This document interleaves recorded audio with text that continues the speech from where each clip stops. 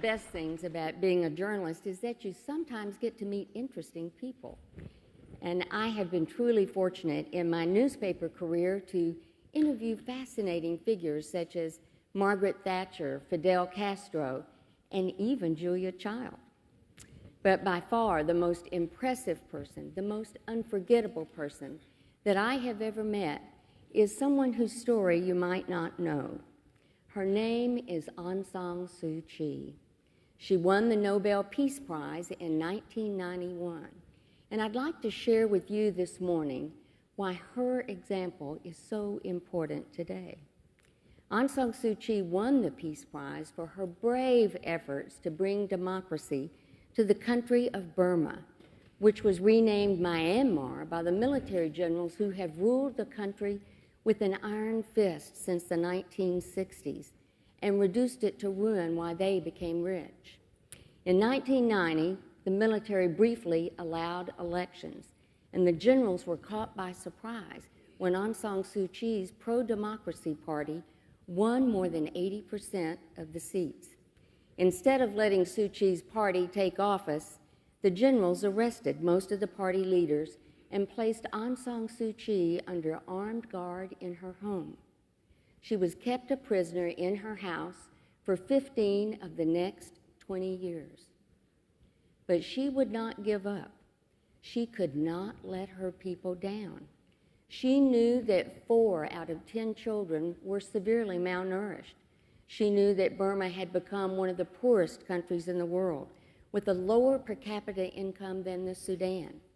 She knew that Burma had become a narco state, one of the leading producers of heroin and methamphetamines in the world.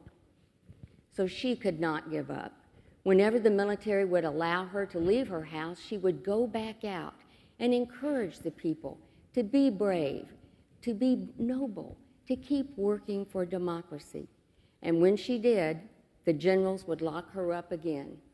Several times she had to sell her furnishings to get food, but she wouldn't let go. She sent word out from her house, tell the people not to be afraid. Her own life was constantly at risk. Paid thugs battered her supporters and smashed her car windows. Soldiers stopped her car on the road and barricaded her inside her car for days on end. Once she was trapped in her car for 9 days, but she went back out. During one campaign trip, soldiers tried to ambush Suu Kyi as she went to a remote village with a group of her supporters. As they rounded a corner in the road, they saw a group of soldiers waiting for them, their rifles aimed and ready to fire. As Suu Kyi's group walked forward, the countdown to fire began. 5, 4. Suu Kyi motioned to her followers to stand back while she walked forward alone. 3, 2. At the very last second, the commanding officer ordered his men to put down their guns. He couldn't allow them to shoot someone so brave. As a result, he was sent to prison. Suu Kyi continued to go back out to speak. To understand such courage, you have to know her family tree. Aung San Suu Kyi is the daughter of 2 remarkable people. Her father is considered the George Washington of Burma. He was a war hero who fought for independence from British rule. He was in the process of organizing a democratic government after World War II when he was assassinated, gunned down by political rivals. Suu Kyi was only 2 years old. She was brought up by her mother, Khin Kyi. Khin Kyi was a nurse who became a national leader in her own right, elected to parliament and named ambassador to India. She constantly coached her daughter to remember her father's sacrifice and to be dutiful. Suu Kyi was a good student and went to England to study at Oxford University, where she met and married a tall, sandy-haired British student named Michael Eris. He went on to become a respected professor at Oxford. Suu Kyi settled into university life as a faculty wife and mother of 2 sons, Alexander and Kim. She was known as a perfectionist mom in the neighborhood. She not only ironed her husband's shirts, she ironed his socks. That domestic scenario was suddenly interrupted in 1988. A call came one evening that Suu Kyi's mother had suffered a stroke and might not live. Aung San Suu Kyi immediately packed her bags. She arrived in Burma just as massive student demonstrations against military rule erupted across the country. As the protest grew, the military cracked down hard. More than 3,000, perhaps as many as 10,000 people, it was impossible to count, were killed in one day alone, August the 8th, 1988. Suu Kyi was at the hospital caring for her mother as the wounded and the dying were brought in, stretcher after stretcher. Some had been shot in the back, some between the eyes. Some were only children holding up photos of Suu Kyi's father when they were shot. The leaders of the democracy movement came to Aung San Suu Kyi and begged her to take up her father's dream of democracy. She must, they said. It was her duty. Aung San Suu Kyi listened carefully and said, "All right, let's go forward." Aung San Suu Kyi was 44 years old. She gave the first political speech in her life before 500,000 people at the revered Shwedagon Pagoda. She then campaigned for democracy across the country for month after month, thinking that she would be able to return to her family after she had helped her party win the election. She had no way of knowing then that she would be cut off from the rest of the world for nearly 2 decades. When she won the Nobel Prize, Aung San Suu Kyi was locked up in her house and happened to hear about it while she was listening to the news on the BBC. She was only allowed to visit her family a few times over the years. She was not even allowed to see her husband when he fell ill with prostate cancer in England. Michael Eris died at the age of 53 without seeing her again. Aung San Suu Kyi mourned alone, but she would not give up. She would not let go. As I read about her over the years, I thought, how does she go on? I decided to see for myself what made Aung San Suu Kyi tick and arranged to go to Burma and to schedule an interview in 2003. I had to operate a little bit under the radar because at that time, no press visas were granted and you could be arrested for interviewing activists. In fact, people in Burma could be put in prison simply for talking about Aung San Suu Kyi in public, so they referred to her in whispers as the lady, the lady. I can't tell you how I got past the armed guards into her home, but I can tell you that I hid several small notebooks in my clothing and I wore pink. My theory was that the soldiers would never guess that a middle-aged lady in pink was a reporter. And it worked. Aung San Suu Kyi proved as impressive as I wanted her to be. Poised, articulate, surprisingly funny. I had honed my questions to 20 and structured them with the most important questions first because I had heard that her house was bugged and we could be interrupted at any time. When I told her that I only had 20 questions, she laughed and said, 20 questions? It sounds like a quiz show. One of those questions was about an incident that had happened just a few weeks before when the generals tried to disrupt one of her speeches by bringing in fire trucks that sprayed the crowd with fire hoses. I asked her if she'd been scared. Scared, she said. If that's their goal, they haven't succeeded. Her message was unflinching.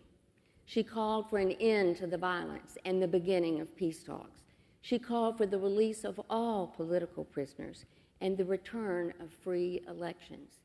But more than anything, she said, after so many years of military repression and violence, her country needed to remember its ancient Buddhist spiritual values: nonviolence, forgiveness, compassion for the poor, and right living. By the time I left, I understood why, for so many, Aung San Suu Kyi is considered the Gandhi of their time. Just a few weeks after I met with her, Aung San Suu Kyi risked going back out again. Everywhere she went across the country, she drew crowds by the thousands and thousands and thousands. The generals grew alarmed at the support that she was attracting and tried to kill her again. This time, they sent convoys of assailants to attack her group on the road. More than 200 of Suu Kyi's party members were beaten to death with iron rods and bamboo sticks. Many of them died as they linked arms around her car to protect her. Aung San Suu Kyi was injured, captured, and placed under even more intense house arrest. As it turned out, I was the last person who was able to interview her. She was totally incommunicado. As conditions worsened in the country, monks took to the streets to protest. Again, the military showed no mercy. Many of the unarmed monks were beaten, killed, or imprisoned. The international community was rallied by people like Bishop Tutu, the Dalai Lama, the rock star Bono, and First Lady Laura Bush. They ratcheted up the pressure for Aung San Suu Kyi's release, and it helped. The good news is that in November 2010, the military government, worn down by international sanctions and pressure, released Aung San Suu Kyi. And she went right back out again, ran for parliament to fill a vacancy, and won in a landslide. She was finally able to leave the country to give her Nobel Prize acceptance speech and to see her sons and to meet the people who had worked so hard for her release over the years. Today, Burma is still dominated by the military, but they have released most of the political prisoners, allowed independent newspapers to operate, and have opened the economy. Today, when you visit Rangoon, instead of a soldier on every corner, there are businessmen in every hotel trying to make deals. Companies like GE, Ford, Coca-Cola, and MasterCard are all banking that Burma will be the new Gold Coast of Asia. Starbucks says they're on their way. But the bad news is that violence has not stopped against ethnic people, Christians, and Muslims. Corruption is rampant. Drug production has gone up. 75% of the people still lack electricity. The problem is that real change can't come to Burma so long as the military controls all the top posts and the majority of parliament. But in 2015, there will be full parliamentary elections, and that could be a hinge moment for Burma, an inflection point. All the seats in the presidency will be up for grabs. The question of the hour is, will the military allow changes to the Constitution, which they imposed, to allow for broader representation? For example, Aung San Suu Kyi has said she would like to serve as president, but until the Constitution is reformed, she can't run, and former generals can. Now, as much as ever before, the international community, the business community, all the people of the planet Earth need to keep up the pressure for true reform in Burma. A true transition from military rule would send a powerful message to people who are struggling for freedom around the world. For the U.S., it would provide strategic balance to China's position in the region. For all of us, it would be a demonstration of what the Nobel Committee called the power of good. You know, the truth is, there is enough misery in the world caused by human beings. We need more leaders like Aung San Suu Kyi in the spotlight to remind us of the ancient values of duty and honor, to mobilize the best in us. In 2015, Aung San Suu Kyi will be 70 years old. You know, when we talk about 70, we talk about retiring. But the lady is not retiring. She is going back out. Aung San Suu Kyi will not let go until her country sees better days, and neither should we. Thank you very much.